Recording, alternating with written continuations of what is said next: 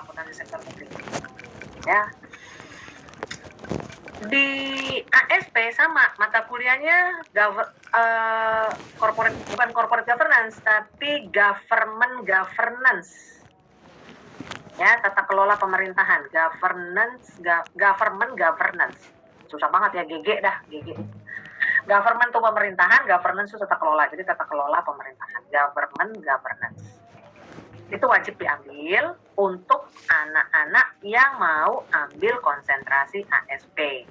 Bu, saya PNS nih Bu, saya mau ngambilnya ini aja deh Bu. Ya silakan. Ya, Bu, tapi saya PNS tapi saya nggak tertarik itu. Ya silahkan. Sekali lagi ini pilihan ya teman-teman, pilihan. Namanya pilihan.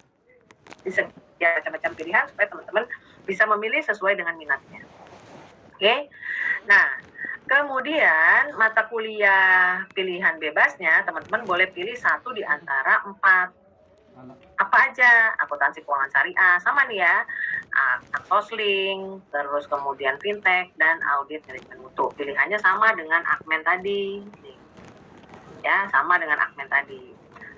Ya, jadi bisa saling, yang beda cuma di sini aja ya. Begitu teman-teman ambil ASP, di sininya governance-nya itu government, kalau di sini governance-nya corporate. Ya, jadi tata kelola perusahaan kalau di Akmen, kalau yang di sini tata kelolanya pemerintah. Clear? Nah, sekarang kita masuk ke audit.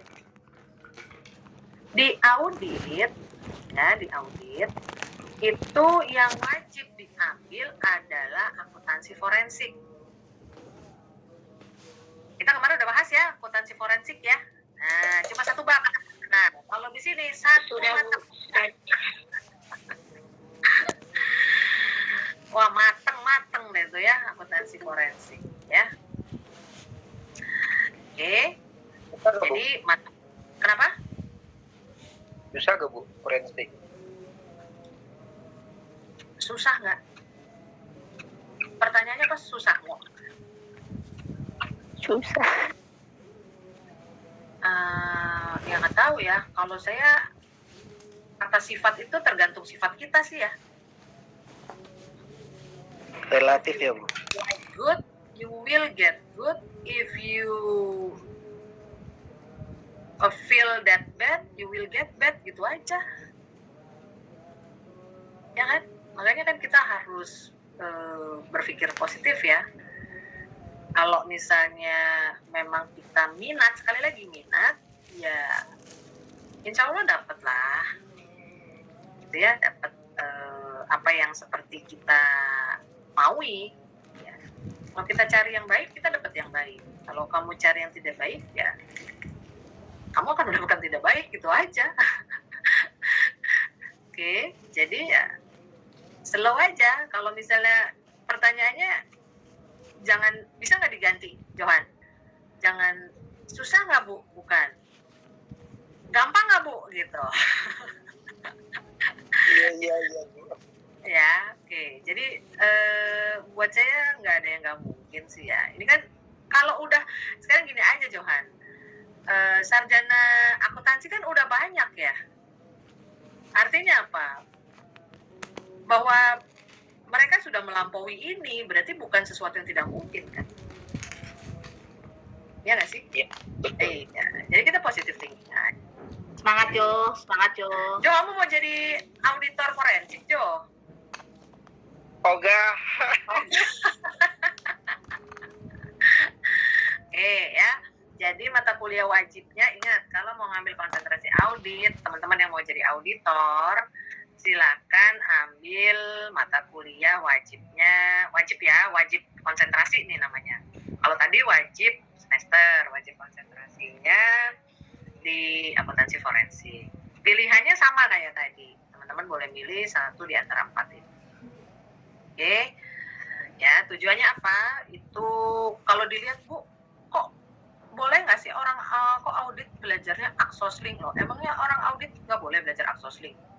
Emangnya orang audit nggak boleh belajar akuntansi keuangan syariah? Memang kamu mau ngaudit perusahaannya semuanya yang non syariah? Ntar kalau dapat klien yang syariah gimana? Ya, ntar terus kalau misalnya kamu jadi asuror, di kayak misalnya KPMG, EY itu kan sekarang juga trennya kan tidak hanya as an auditor tapi juga sebagai asuror yang seperti kita kemarin sudah bahas ya di mata kuliah. Itu kan ya butuh pengetahuan dan keterampilan atau skill sebagai asuror di sosial lingkungan. Audit lingkungan tuh yang kemarin kita bahas di audit 2. Kemudian fintech. Wah, fintech lagi. Auditor pasti butuh yang namanya fintech. Apalagi sekarang luar biasa ya, ada kripto lah. Ada yang, saya juga pikir, kayaknya gue mesti sekolah lagi nih, kayaknya kursus nih. Supaya tidak tertinggal pengetahuan dan skillnya.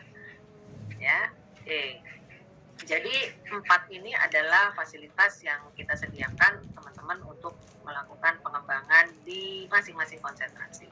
Jadi bukan berarti terus konsentrasi audit hanya boleh ngambil audit manajemen mutu juga, silahkan aja karena ini untuk pengembangan ya.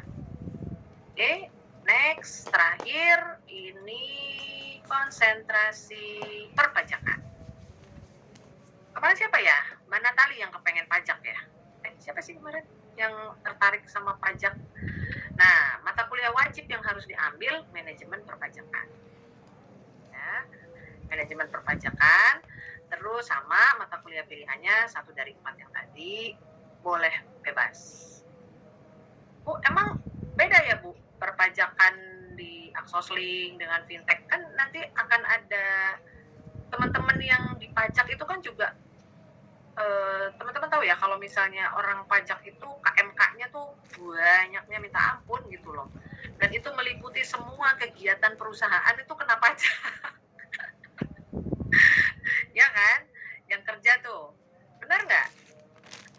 Dan teman-teman harus jeli mana yang non tax, mana yang kena tax gitu kan. Nah, jadi kalau teman-teman nggak terbuka pengetahuan dan wawasannya di mata kuliah yang lain, nanti manajemen perpajakannya juga susah. Jadi kita bantu dengan bagaimana pemahaman teman-teman selain dari pajak. Bu, harus ambil fintech doang atau apa doang, silahkan. Pokoknya ini sekali lagi nih pilihan. Analognya gini. Kalau teman-teman makan es krim, ini toppingnya nih. Tahu ya toppingnya ya. Topping kan boleh milih ya. Mau meses kek, mau coklat kek, mau ya banyak lah. Terserah topping pilihan. Ini toppingnya. Yang memastikan bahwa es krimnya kelihatan cantik ya. Tergantung masing-masing. Oke. Dari sini. Ibu nanya dong Bu. Ya, silakan. Ayo. Bu, kalau yang untuk pajak itu untuk yang kayak sertifikat brevet itu nyediain nggak kampusnya? Iya ya, keren juga ya. Bentar kita Iya Bu, kok.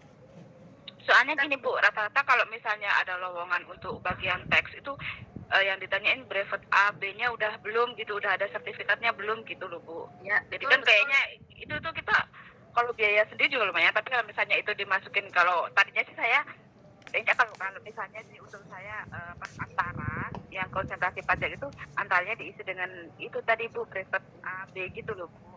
Jadi kita tinggal lanjutin yang C gitu loh. Itu tadinya usul saya seperti itu sih Bu. Gini. Penjelasannya seperti ini ya.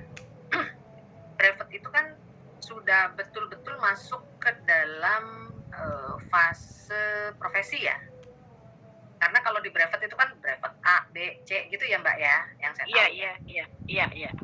Karena saya juga lagi ambil C nih. Separo juling. Tapi rata-rata deh kalau kita mau kerja di bagian itu kan pajak pasti ditanyain Bu sertifikat brevet itu. Betul. Kalau nyari sendiri juga lumayan Bu biayanya. Kali dari kampus ngadain gitu kan. Itu kalian tadi. gitu loh Bu. Siap. Ini masukan yang kedua ya. Tadi masukan pertama SA, masukan yang kedua apa tadi itu brevet ya. Nah, brevet itu di dalam agenda kurikulum, di dalam agenda kurikulum itu akan menjadi surat tambahan atau keterangan tambahan ijazah. ya. Jadi nanti teman-teman sebelum lulus itu harus punya surat keterangan tambahan ijazah. Surat keterangan tambahan ijazah itu nanti akan kita selenggarakan, itu juga nanti yang akan kita sosialisasi ya. Tapi mohon maaf saya harus mengkonfirmasi dulu ya ke pihak akademik gitu ya, bahwa bagaimana berkaitan dengan surat keterangan tambahan untuk ijazah, surat pendamping ijazah lah ya. Jadi gini teman-teman, kalau nanti teman-teman lulus dari Undira itu diharapkan tidak ijazah doang ya. Jadi ada surat pendamping ijazah. Pendampingnya apa? Kalau misalnya perpajakan, pendampingnya tadi brevet A, brevet B gitu ya. Itu pilihan. Kalau misalnya di akmen apa gitu ya, nanti kita rumuskan bahwa surat pendamping ijazah ini tentunya sebaiknya, idealnya sesuai dengan konsentrasinya, idealnya. Tapi boleh nggak Bu kalau anak akmen terus surat pendamping ijazahnya ngambil brevet? Boleh. Sekali lagi, namanya pendamping. Pendamping itu kan bukan primer ya, bukan, ibaratnya bukan yang utama, namanya pendamping. Yang utama ijazah dipercantik, didampingi dengan tambahan-tambahan keterampilan lain atau pengetahuan lain yang teman-teman kuasai. Ya, nanti kita coba carikan surat pendamping ijazah yang dibutuhkan. Nanti teman-teman silakan aja kasih masukan ya. Tadi masukan dari Mbak Dwi itu misalnya brevet ya, brevet A, brevet B mungkin. Nanti coba kita cari bentukan. Kenapa? Halo?